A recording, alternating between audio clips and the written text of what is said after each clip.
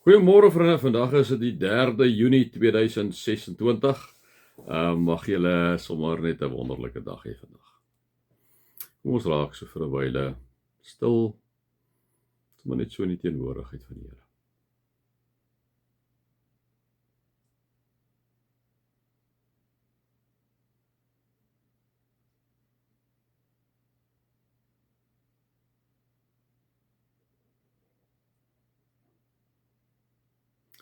Onse Vader wat in die hemel is, laat U naam geheilig word deur ons.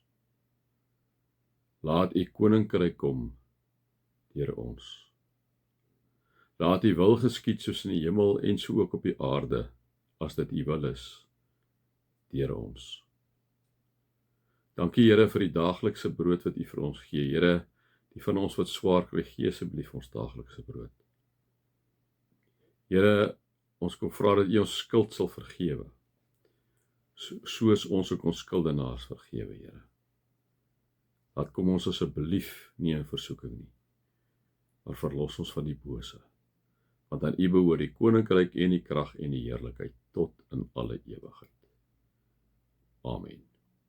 Vriende, mag daar vir julle genade en vrede en oorvloed wees, omdat julle God ken, Jesus ken en die Heilige Gees ken. Vriende, julle sal nou sien, ons het nou 'n bietjie stil gestaan hierso by Hebreërs. Ek net gaan my berings kry, Hebreërs 4 dink ek het ons opgehou. Ek net gou hierso kyk, by Hebreërs 6 het ons opgehou. Nou sê julle sien daarvan Hebreërs 6 vers 13 af tot en met 7 aan die einde van 7. Ek gaan nie daarmee met julle kan dit loop lees, want in hoofstuk 8 staan die volgende, wat nou daar is, in hoofstuk 8 staan so volg.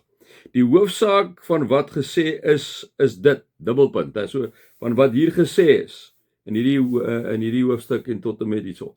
Die hoofsaak wat gesê is, sê die Hebreërs skrywer, is dit. Ons het 'n hoëpriester, een wat gaan sit het aan die regterhand van die troon van die majesteit in die hemel. So, hierdie mense vind altyd die konteks belangrik. Ek sê vir julle, ons moet inkyk, en moet ons ook vir die Heilige Gees vra wat ons daar uitkry. So, hierdie mense wou later begin afdwaal van die godsdiens af, hulle is vervolg, hulle het moedeloos geraak, wou teruggaan na die ou verbond toe, met deur al hierdie ander afgoderry, is hulle omring. Van die Jode het nog baie gedink aan die hoë priester, soos dat hulle maar in die ou verbond gedink het, en dit is kom reframe, Christus is die ultimate hoëpriester. Nou kom sê hy maar net hier, die hoofsaak is van wat ons nou hier gesê sê hy. Ons het 'n hoëpriester, hoofletters, een hoofletters, wat gaan sit aan die regterhand van die troon van die majesteit in die hemel. Kom sê hy vir hulle, net weer vir hulle baie rustig om sê, onthou, julle het nie nou meer aardse hoëpriester, julle het nou 'n hemelse hoëpriester. Hy is bedienaar van die heiligdom, die ware verbondstent, wat deur die Here opgerig is en nie deur 'n mens nie. So hy kom reframe heeltemal hulle gedagtes oor die ou verbond, waar dit gaan oor die samekom, die tent van samekoms, waar dit gaan oor die tempel, wat gegaan het oor die tabernakel, waar dit gegaan het oor die ark. Hy al daai tipe goed kom reframe Jesus inderdaad wanneer hy aarde kom. En die Hebreërs skrywer kom beamoed dit wanneer hy dit kom sê, né? Hy kom sê, dan gaan hy sê, elke hoëpriester word aangestel om gawes en offers te bring. Daarom moet ook hierdie een, die hoofletter, iets hê om te offer, na Jesus. As hy nog op aarde was, sou hy nie eens priester kon wees nie, omdat volgens die wet daar reeds priesters is wat die gawes offer. Hulle bedien egter slegs 'n afbeelding en 'n skadubeeld van die hemelse heiligdom. Ek kom stel net weer aan te alles in konteks, kom sê dit gaan oor Jesus, hy is eintlik die heiligdom, né? Toe Moses die goddelike opdrag gekry het om die verbondstent op te rig, het God gesê, sorg dat jy alles maak volgens die voorbeeld wat ek jou op die berg gewys het.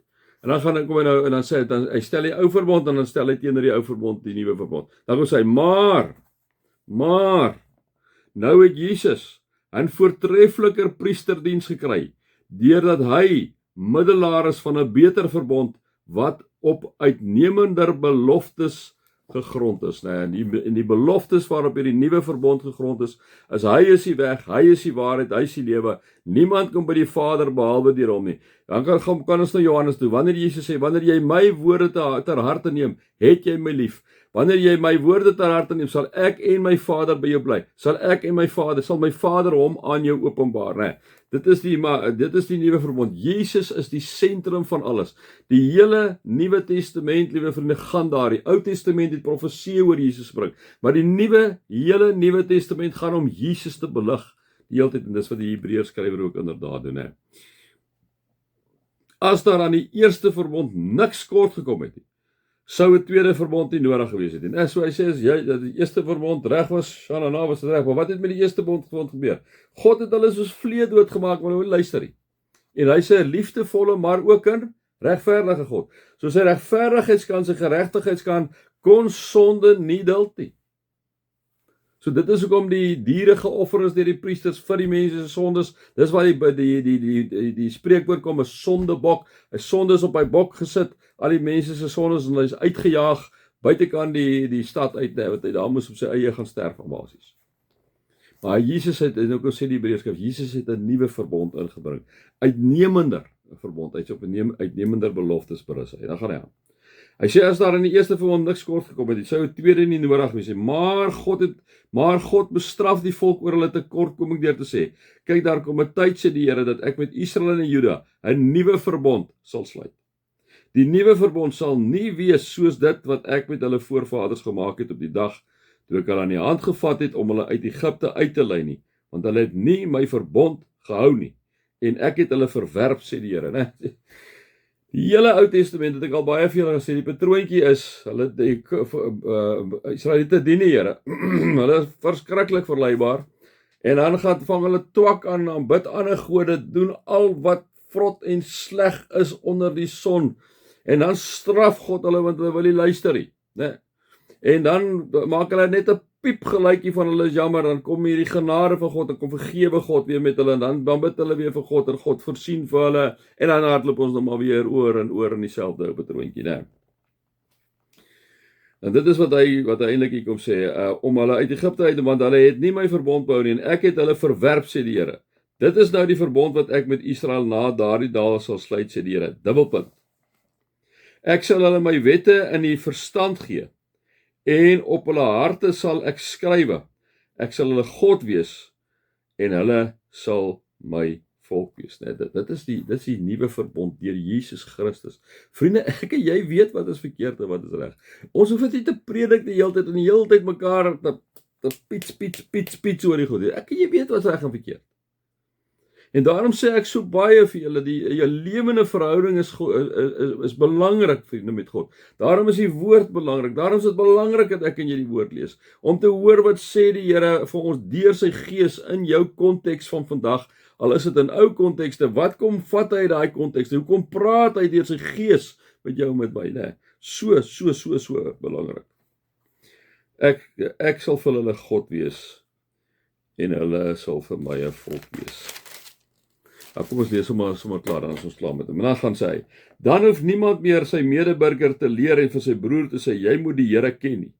Hulle almal klein en groot sal my ken. Oor hulle ongeregtighede sal ek genadig wees, en aan hulle sondes nooit weer dink nie, kom sê God, né?